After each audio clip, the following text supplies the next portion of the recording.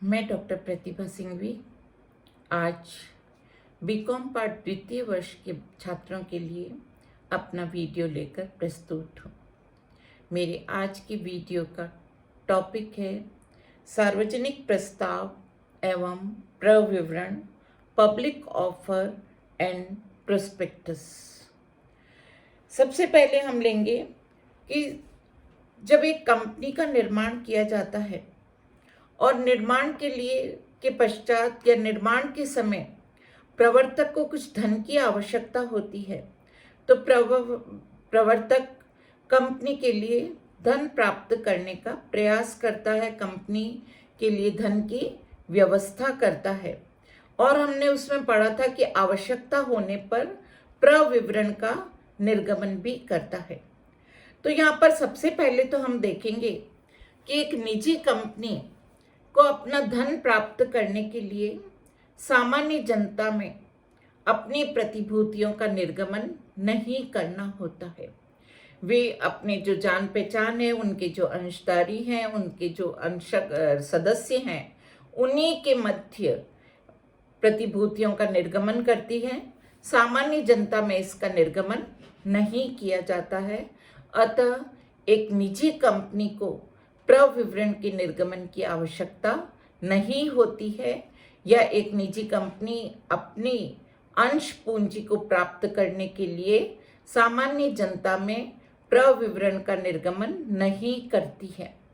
यदि आपको याद हो तो निजी कंपनी की परिभाषा में मैंने आपको बताया था कि निजी कंपनी से आशय एक ऐसी कंपनी से है जो अपने अंतर्नियमों द्वारा अपने अंशों के, यदि कोई है तो हस्तांतरण पर प्रतिबंध लगाती है, अपनी सदस्यों की संख्या को 200 तक सीमित रखती है, और तीसरा प्रतिबंध था कि कंपनी अपने अंशों तथा ऋण पूंजी को सामान्य जनता में निर्गमन पर निषेध लगाती है। तो एक निजी कंपनी अपना प्रविवरण निर्गमन नहीं करती है, लेकिन एक सार्वजनिक कंपनी को जब पूंजी की आवश्यकता होती है तो यहाँ पर सार्वजनिक कंपनी को अपनी पूंजी प्राप्त करने के लिए प्रविवरण का निर्गमन करना आवश्यक होता है। या हम यह कहें कि प्रविवरण के निर्गमन के द्वारा ही वह अपनी पूंजी को प्राप्त कर सकती है। बिना प्रविवरण के निर्गमन के वह अपनी पूंजी प्राप्त नहीं कर सकती है। अब यहाँ पर सबसे पहले हम लेंगे कि सार्वजनिक प्रस्ताव क्या है। What is public offer? सार्वजनिक प्रस्ताव से तात्पर्य प्रतिभूतियों का ऐसा प्रस्ताव है जो किसी सार्वजनिक कंपनी द्वारा अथवा उसके विद्यमान अंशधारियों द्वारा प्रविवरण जारी कर दिया जाता है, उसे हम सार्वजनिक प्रस्ताव कहते हैं। वही चीज हो गई कि एक सार्वजनिक कंपनी अपनी प्रतिभूतियों के निर्गमन के लिए सामान्य जनता को जो आमंत्रित करती है, उसे हम पब्लिक ऑफर, सार्वजनिक प्रस्ताव या पब्लिक ऑफर कहते हैं। यह दो प्रकार का, या इसमें दो प्रकार के प्रस्ताव शामिल होते हैं। पहला प्राथमिक सार्वजनिक प्रस्ताव और दूसरा अनुगामी सार्वजनिक प्रस्ताव। प्राथमिक या प्रिलिमिनरी जो सार्वजनिक प्रस्ताव हैं, वे उन कंपनी, या हम यह कहें कि जो असूचीबद्ध है, नॉन लिस्टेड जो सार्वजनिक कंपनियां हैं, उनके द्वारा जो प्रविवरण जारी किया जाता है, या जो प्रतिभूतियों या ऐसी कंपनी या विद्यमान अंशधारी द्वारा वांछित प्रतिभूतियां दोनों में से जो भी जनता में निर्गमित की जाती है, तो उसके लिए ये प्राथमिक सार्वजनिक प्रस्ताव का निर्गमन करती हैं। इसके विपरीत अनुगामी सार्वजनिक प्रस्ताव ऐसी कंपनियों के द्वारा जो कि सूचीबद्ध है, लिस्टेड हैं, उनके द्वारा या कंपनी के विद्यमान सदस्यों के द्वारा धारित प्रतिभूतियों के विक्रय का प्रस्ताव अंशों के पहले निर्गमन के बाद कभी भी किया जाता है तो उसे हम अनुगामी सार्वजनिक प्रस्ताव कहते हैं। तो ये आपका बहुत ही सिंपल है कि जो हम सामान्य शब्दों में कह सकते हैं कि जो अनलिस्टेड कंपनियां हैं उनके द्वारा प्राथमिक सार्वजनिक प्रस्ताव होगा, और जो कंपनियां लिस्टेड हैं उनके द्वारा अनुगामी सार्वजनिक प्रस्ताव दिया जाएगा अपनी प्रतिभूतियों के विक्रय के लिए। अब हम आते हैं प्रविवरण कि प्रविवरण क्या है। इसकी हम एक परिभाषा देखेंगे। सेक्शन 2 सबसेक्शन 70 के अंतर्गत प्रविवरण से आशय एक ऐसे प्रपत्र से है जिसे प्रविवरण की तरह वर्णित अथवा निर्गमित किया गया है, जिसमें मायावी प्रविवरण अथवा सेल्फ प्रविवरण अथवा किसी भी प्रकार की सूचना, परिपत्र, विज्ञापन या अन्य प्रपत्र सम्मिलित हैं जो किसी समामेलित संस्था की प्रतिभूतियों में अभिदान या ऋण पत्रों के क्रय के लिए जनता के प्रस्ताव को आमंत्रित करती है, उसे हम प्रविवरण कहते हैं।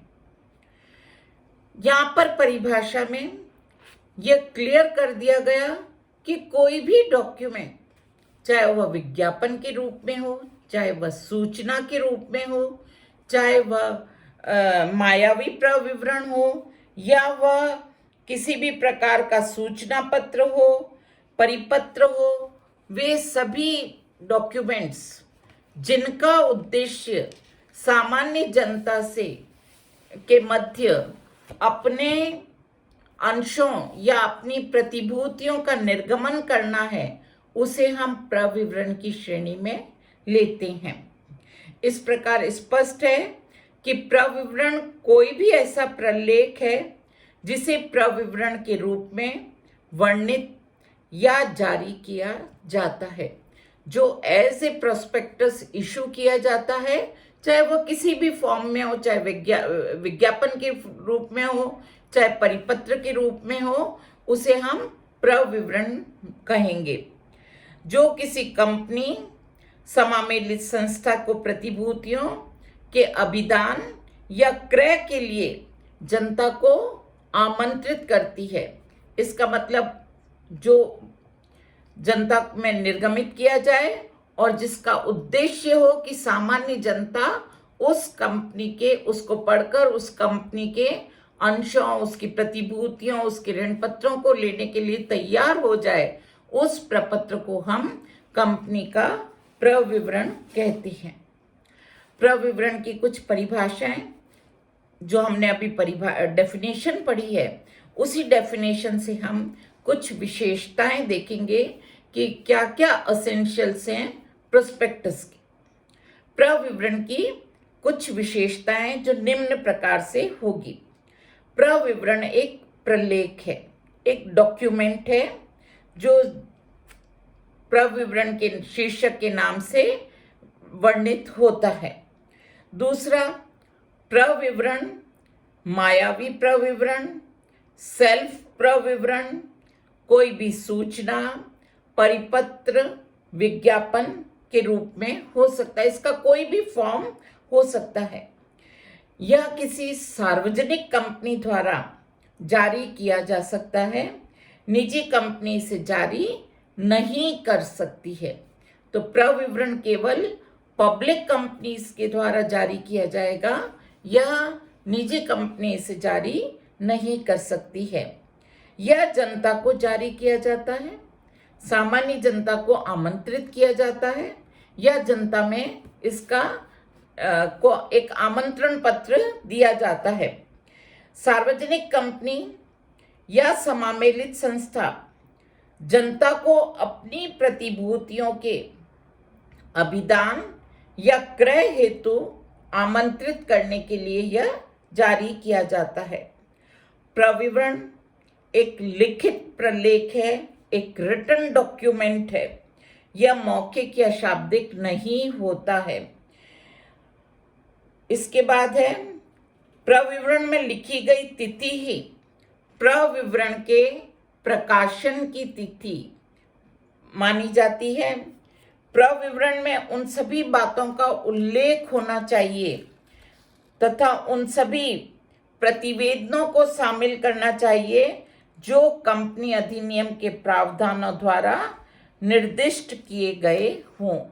इसका मतलब है कि प्रविवरण निर्गमित करते समय कंपनी अपनी balance sheet, P&L account, profit and loss account, company के कौन संचालक हैं, प्रथम संचालक कौन है, ये सारी सूचनाएं भी उसके साथ संलग्न कर जनता में उसका निर्गमन करेगी। प्रविवरण का जनता को निर्गमन तभी किया जा सकता है जबकि प्रविवरण का रजिस्ट्रार के पास पंजीयन हो गया हो। इसका मतलब है कि प्रविवरण को जनता में निर्गमित करने से पहले कंपनी रजिस्ट्रार के समक्ष इसको प्रस्तुत करना होगा, आवश्यक शुल्क जमा कराना होगा। यदि कंपनी रजिस्ट्रार उससे सहमत हो जाता है, उसकी रजिस्ट्री कर लेता है, तभी एक कंपनी अपने प्रविवरण का प्रकाशन या उसका निर्गमन कर सकती है। और सबसे लास्ट है प्रविवरण संबंधी सभी प्रावधानों का प्रशासन सेवी द्वारा किया जाता है। जो सेवी है हमारी, उसके द्वारा इसका प्रशासन किया जाता है। अब आता है कि प्रविवरण का निर्गमन कौन कर सकता है। सबसे पहला एक सार्वजनिक कंपनी, एक पब्लिक कंपनी प्रविवरण का निर्गमन कर सकती है। दूसरा, एक कंपनी की ओर से कोई भी व्यक्ति उसे निर्गमित कर सकता है। तीसरा, कंपनी के निर्माण में से संबंधित या निर्माण में रुचि रखने वाला व्यक्ति अर्थात प्रवर्तक कंपनी का प्रविवरण निर्गमित कर सकता है। और इसी प्रकार से हम कह सकते हैं कि कंपनी के निर्माण से संबंधित या निर्माण में हित रखने वाले व्यक्ति की ओर से कोई अन्य व्यक्ति भी इसे निर्गमित कर सकता है। तो सामान्य शब्दों में हम यह कह सकते हैं कि एक कंपनी स्वयं, कंपनी की ओर से कोई व्यक्ति, कंपनी के निर्माण में रुचि रखने वाला प्रवर्तक या प्रवर्तक की ओर से कोई व्यक्ति कंपनी का प्रविवरण निर्गमित कर सकता है। प्रविवरण का निर्गमन कब आवश्यक नहीं होता? अभी तो हमने लिया कि एक सार्वजनिक कंपनी को अपनी पूंजी प्राप्त करने के लिए, पूंजी का अभिदान करने के लिए प्रविवरण निर्गमित करना आवश्यक है। लेकिन अब कुछ ऐसी दशाएं हैं जब प्रविवरण का निर्गमन आवश्यक नहीं होता है। जब कोई सार्वजनिक कंपनी अपनी प्रतिभूतियों के अभिदान या क्रय के लिए जनता को आमंत्रित नहीं करना चाहती है। दूसरी शब्दों में हम यह कह सकते हैं कि कोई सार्वजनिक कंपनी अपनी प्रतिभूतियों को किसी आधार पर सामान्य जनता में निर्गमित नहीं करती है। तो ऐसी स्थिति में, जैसे सपोज कीजिए कंपनी ने बोनस शेयर्स दिए हैं, तो इसके लिए प्रविवरण निर्गमित करने की आवश्यकता नहीं होगी। दूसरा, प्रतिभूतियों को खरीदने का प्रस्ताव या निमंत्रण कंपनी के विद्यमान सदस्यों को किया जा रहा है। कोई भी बाहरी व्यक्ति उनको तभी खरीद सकता है जब कंपनी के सदस्य इस अधिकार का त्याग कर सकते हैं। बहुत सामान्य शब्दों में हम ये कह सकते हैं कि जब कोई कंपनी राइट इश्यू निकालती है तो उसे प्रविवरण का निर्गमन के लिए की कोई आवश्यकता नहीं होती, क्योंकि जो राइट शेयर्स हैं, जो अधिकार अंश हैं, वो कंपनी के जो शेयर होल्डर्स हैं, उन्हीं शेयर होल्डर्स को कंपनी फर्स्ट राइट देती है कि वे कंपनी की पूंजी को ले लें।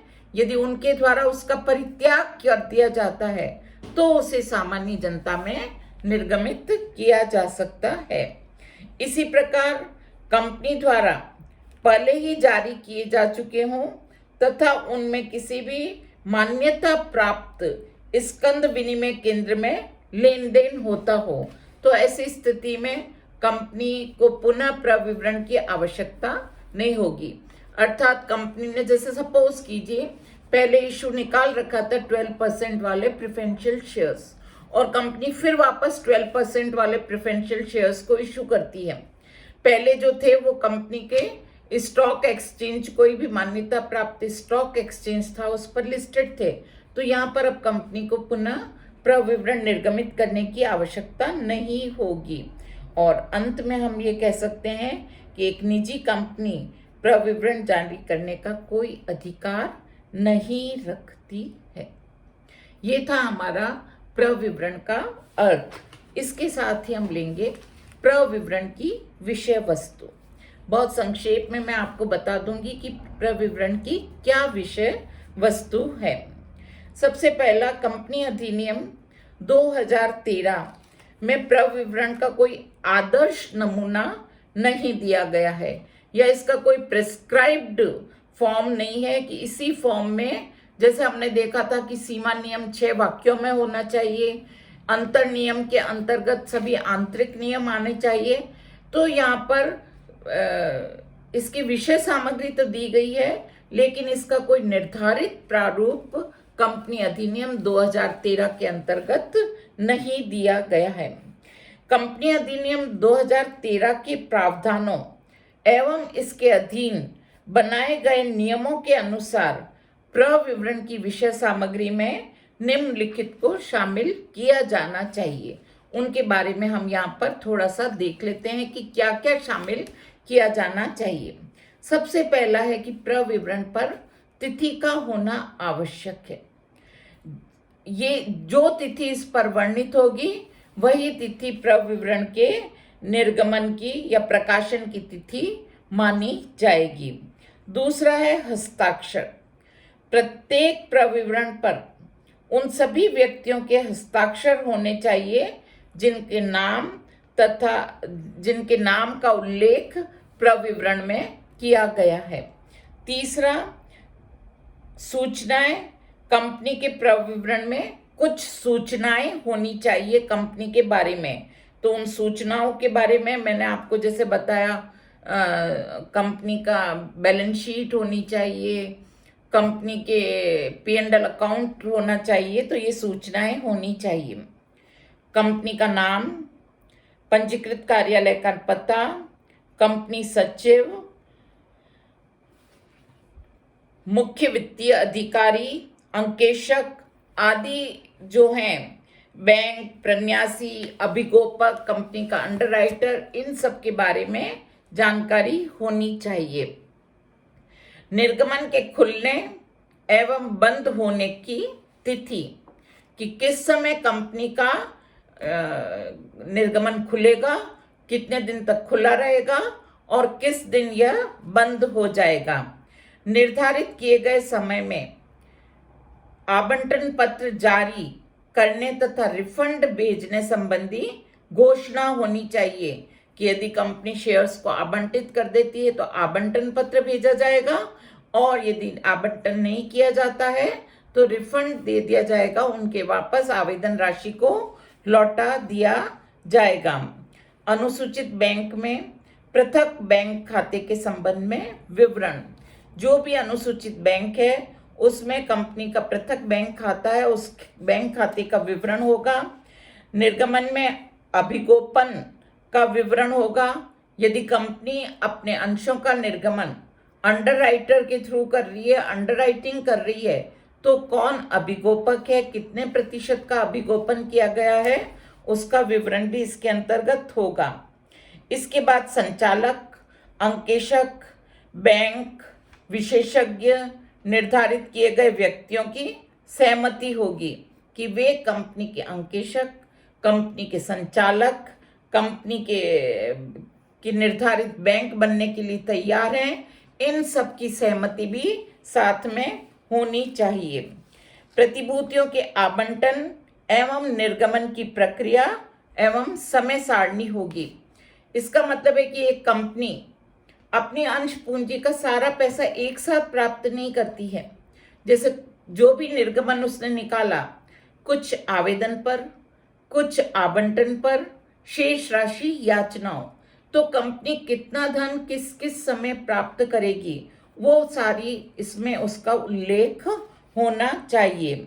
सार्वजनिक प्रस्ताव के प्रमुख उद्देश्य, कंपनी की पूंजी संरचना के बारे में, कंपनी के प्रमुख उद्देश्य, न्यूनतम अभिदान राशि कितनी है, संचालकों का विवरण, कंपनी के प्रवर्तक के अंशदान के स्रोत के संबंध में, इन सब के बारे में यहाँ पर विवरण होना चाहिए। ये आवश्यक सूचनाएं हैं जो कंपनी के बारे में है, इनको कंपनी के प्रविवरण में सम्मिलित किया जाएगा। परियोजना का विवरण, प्रविवरण में परियोजना से संबंधित कुछ बातों के बारे में विवरण स्पष्ट उल्लेख होना चाहिए।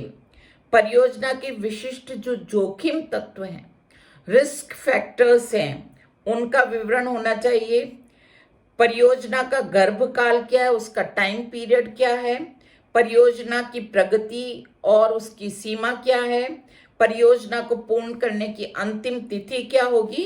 तो कंपनी का जो प्रोजेक्ट है, या हम यह कहें कि कंपनी का जो उद्देश्य है, उस उद्देश्य का डिटेल होना चाहिए कि क्या क्या रिस्क फैक्टर है, कंपनी किस समय अपना कौन सा कार्य करेगी, कब इस कार्य को पूर्ण कर लिया जाएगा, उद्देश्य की प्राप्ति कर ली जाएगी।